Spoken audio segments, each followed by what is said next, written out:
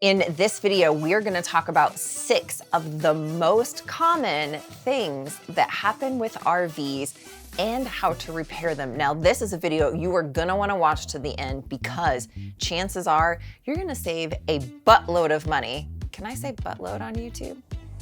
You're gonna save a buttload of money by not having to call out an RV tech because you're gonna be able to troubleshoot some of these common things yourself. So stay tuned.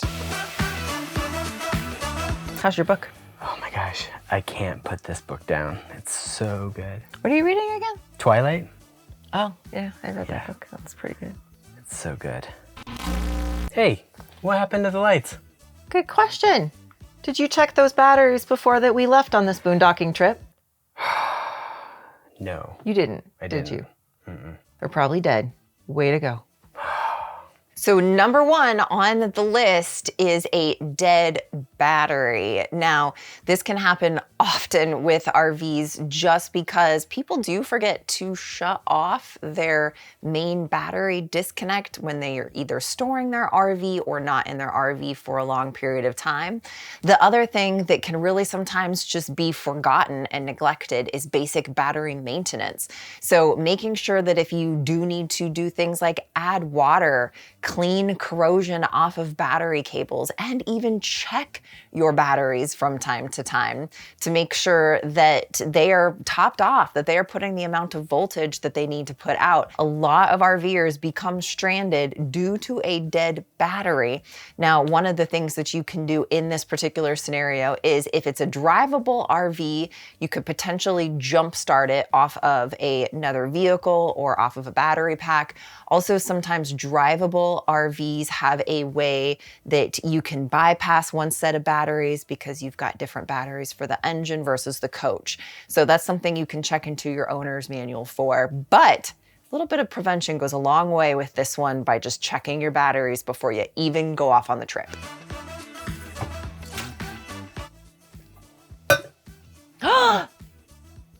There's a puddle on the floor.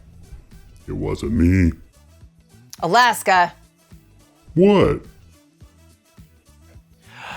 Oh crap! There's a leak in the roof. That puddle was not from Alaska. There's definitely a leak in the roof. So number 2 on the list is roof leaks and water leaks. Now, these are unfortunately very common issues in RVs, and they can be prevented with just a little bit of maintenance. So making sure that you are maintaining the seals that are on your roof, maintaining the seals that are on your slides, that's gonna go a long way in preventing these. Now, what if you have a water leak that pops up? Well, you need to check all of those seals, make sure that everything is sealed, or you can opt for a spray-on roof, which also helps, and most of them carry a lifetime warranty. That's what we did with our RV, and I'll put a link right up above here for a full video on what we ended up doing to prevent water leaks in our RV.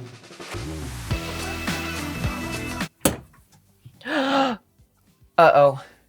Ben, we have a major problem. The toilet is clogged. Actually, I've got something I've got to do over there. So the number 3 most common problem that people have with RVs is actually a clogged toilet. Now, this can happen for a number of reasons. One of the most common is just not enough water that can be in here. Well, that doesn't really help you if you have a clogged toilet. And then what do you do at that particular point that you've got a clog? This is where our friends over at Unique Camping and Marine have got some great products. One of them being this new product called Clear It. Now, this you put down your black tank and it will unclog your black tank. There's instructions on the bottle of exactly how that it works and the steps that you need to take. But this is kind of almost like a miracle in a bottle to be able to unclog those black tank clogs. Now, let's talk real fast about black tank smells and then how to even prevent the clogs in the first place. So if you're maintaining your black tank properly, you're not gonna have the clogs. And that is to make sure that you use something like this, which is called Flush It, which is going to help to make sure that you don't have any solids that are building up, whether that is from waste or whether that's from even toilet paper. So using a product like this periodically is going to help maintain that black tank so that you don't have clogs in the first place. There's actually going to be a link in the description below for 15% off all of the lineup of products from our friends over at Unique Camping and Marine.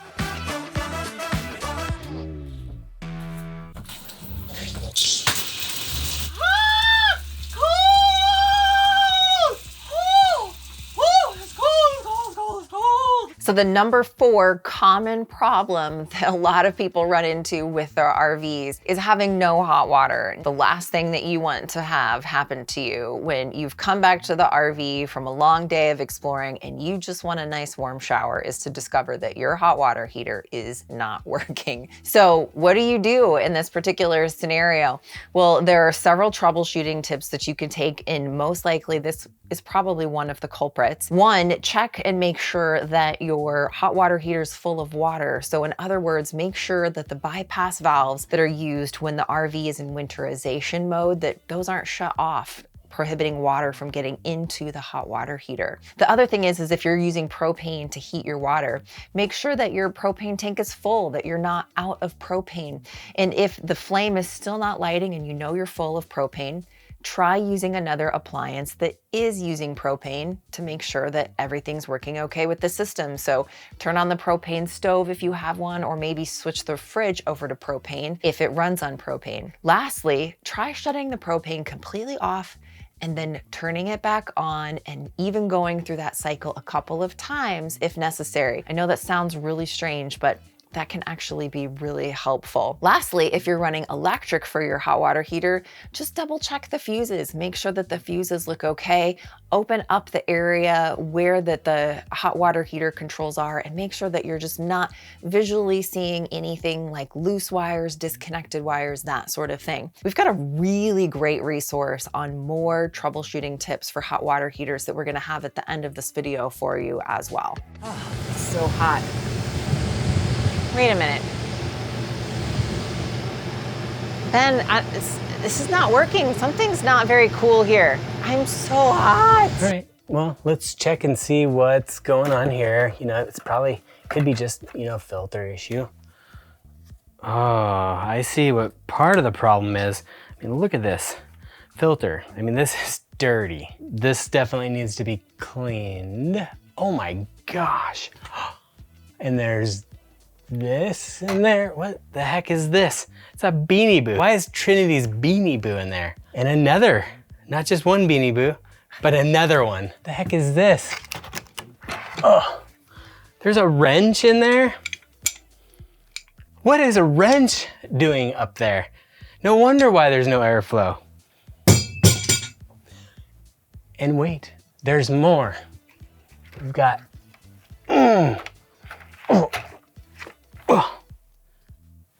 what is this? And there's something moving up in there. What is that? What? Oh, a cat. There's a cat in there. What were you doing in there? How did you get up there? Get up there. Not funny, guys. So the number 5 common issue that a lot of people have with their RVs is with their air conditioning not cooling. There's some very basic steps that you can do on your own to troubleshoot this and most likely be able to repair the problem.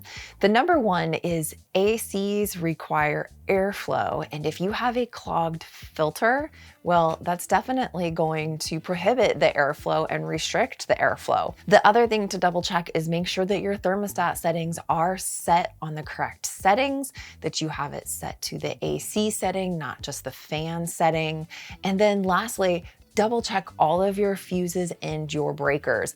We've paid some real stupid tax over the years by calling an RV tech out to look at things on our RV that ended up just being a blown fuse. So double check all of those fuses, make sure that everything there is good, and chances are, if you cover all of those bases, most likely you'll be back cooling in no time. So hot. Some nice ice cold milk. Hit the spot right now. I hope no one's watching me. I think Charity and the kids are outside.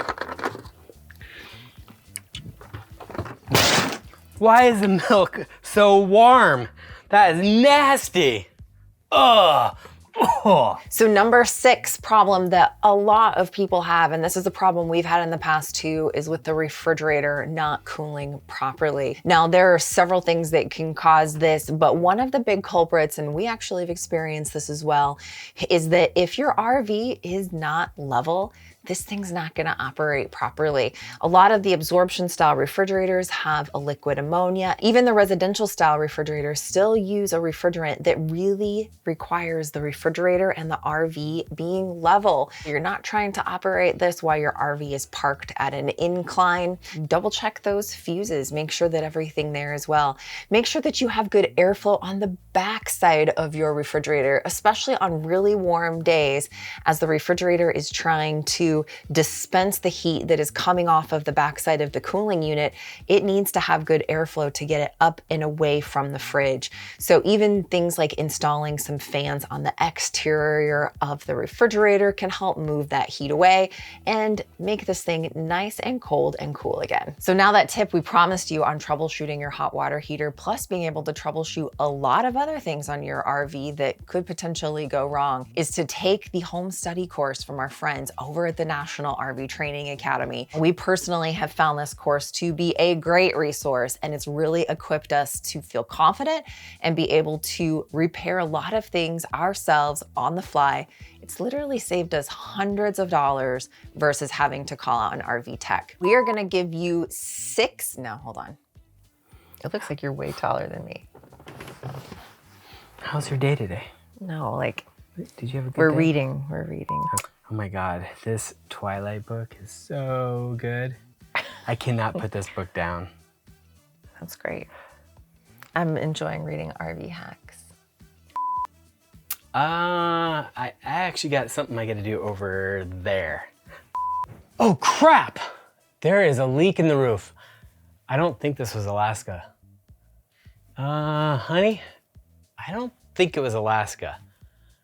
What we have here is an RV roof leak. If you're running electric, do you know what Magic Mike, the movie Magic Mike was?